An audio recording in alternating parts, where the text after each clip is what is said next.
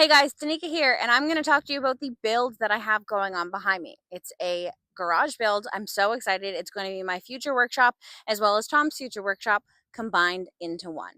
This video, I'm going to talk to you about the do's and don'ts of contracting out your own build, whether it's your home, a shed, a garage, or anything else that you're planning on your property. We love saving money, and although there are tons of companies out there who will start to finish build your garage and it will virtually be headache free, if that's not you, I completely understand. That's us, and we want to save some money. The first thing I'm going to talk to you about is your foundation. That is one thing I would never suggest anybody DIY. Your foundation sets the tone for the entire build. And if that is not structurally sound, stamped by an engineer if you need it to be, with the proper rebar and everything that goes in behind it, as much as you think, oh, I could probably do that. Yes, I can do my own concrete walkway, but when it came to the foundation, even the sheer size of it, it was just a no-go for me. But we did work with an awesome company, and I suggest that when you're sourcing out the company that you want to work with, ask a few key questions about materials. When I sourced this company out, I asked them if we were able to bring some of the materials on site ourselves, and they said no problem. So we got 2 quotes from them. The first quote was everything all in. The reason we did that was, is it worth the headache of driving around town, save a few dollars? And we both agreed that if it saved us $1,000 or more, we were absolutely going to source out our own materials. And it did. We found the 3-inch foam that went underneath the foundation on Facebook Marketplace for about $20 less a sheet than retailing it. And a lot of the times, contractors, myself included, when I contracted a job, we add about 15% as a markup. That's just the general rule. That's how people make a living to feed their family. Knowing this and knowing we needed, I'm not quite sure, but it is 750 square feet, 50 by 30. Okay, total mind blank. Half of the garage is 750 square feet because the total is 1,500. That meant we needed over 50 sheets of the rigid foam to go underneath to create an insulated slab. So we saved close to $4,000 by sourcing that on Marketplace. This company was wonderful. They said, absolutely, have it on site. This is what we need. And we got the insulation. We went about an hour away to pick it up. Absolutely worth every penny that we saved. The second thing I want to talk about is framing it up yourself. A lot of the times people think, I can frame something. It's 16 inches on center. I need a top plate. I need a bottom plate. I need a sill gasket. I've got the measurements for my windows. Reality is I know how to do that. I'm a finished carpenter, and this is way out of my scope of work size-wise to complete the framing job. One, at the quality that somebody who does it as an experienced professional, and 2, in the timeline that we wanted. If Tom and I framed this up ourselves, we would probably be looking at year 3 by the time it was finished.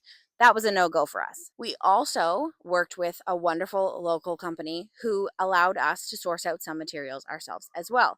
Just communicate. Let them know what you're trying to do.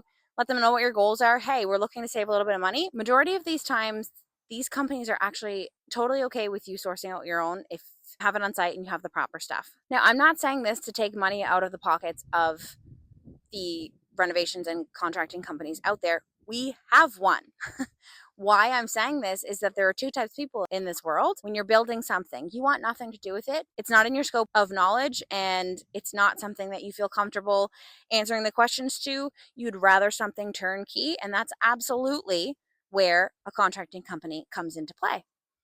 If you DIY, if you have some knowledge and you're looking to save some money on your build or on something that you're doing in your property, that's who I'm gearing this towards. So before anybody comes at me in the comments, I'm not bashing using a contracting company. We are a contracting company. Leading on the tail of that, we also were able to source out all of our windows and our doors. Now, I did buy one door brand new, and that is because it's at the front of our property and it's the vision that I want. Eventually, I'm going to sell this one online and then get this one to match. I was okay with them not matching because they're not side by side. Personal preference. All of our windows and doors, though, were sourced on Facebook Marketplace. And this is huge because if we were to order custom, a lot of the times each window would be $1,000 or more. And I say this because we're flipping the garage in our current home to be our bedroom. And the 2 windows that we ordered that I wanted to be custom were double the price of anything that I found on Facebook Marketplace. And that leads me into my next point, is to not skip the planning process. Because we took so long to plan out every little detail of this build, we were able to source out the doors and windows to an extent of the sizes that we wanted, because we were able to wait to do so until something popped up. I wanted the door in black. Did I get it in black? No, I got it in white. It didn't have a door handle, but I was able to paint it black, put a new door handle on it, and it looks exactly like the one that I probably would have paid $2,000 for. I got that one for $600. The windows on the back side of the garage, probably about $2,500 each. I got each of them for $800. So if you have the time to plan out your process and to plan out every single wall, wait until you have those on site. We literally would drive around every weekend to get this window, to get that window. And sometimes it doesn't always work out, because there are two windows that we did buy direct from the supplier. Still saved money because we bought them ourselves and there was no markup. But most of the doors and windows in here we were able to get for about a third of the cost if we ordered it direct custom. Can we just appreciate my new microphone? I'm really hoping that this is going to bring my content up to the next level so that I can walk around, talk to you guys about different things. Here's my garage door. This is the gemstone that I'm installing myself to save money. I'm really hoping that this microphone can allow me to be a little bit more flexible, since it is just my iPhone that I'm filming from. Don't forget to subscribe. This puts food on my family's table. Let's get back to the garage. We also weighed out the cost of doing the roofing ourselves. We debated if we got up there to shingle it or if we got someone to install the metal. Could we do it ourselves? We probably would have been able to. Was the maybe 3 or 4 weekends that it would take in a row, taking time away from our children and the things that we wanted to do on our property that we are extremely skilled at, was not worth it. So we hired the same people who framed up our garage, which are actually our phenomenal neighbors, to do the roof, and it was done in a day. Well worth the expense when it comes to that. We also used, there's so many chickens around me. We also used a high quality metal provider, which is Scotia Metals, here in Dartmouth, Nova Scotia. This is now the fourth project that I've done with them, and I have never been disappointed. They're eating my feet. They're trying to.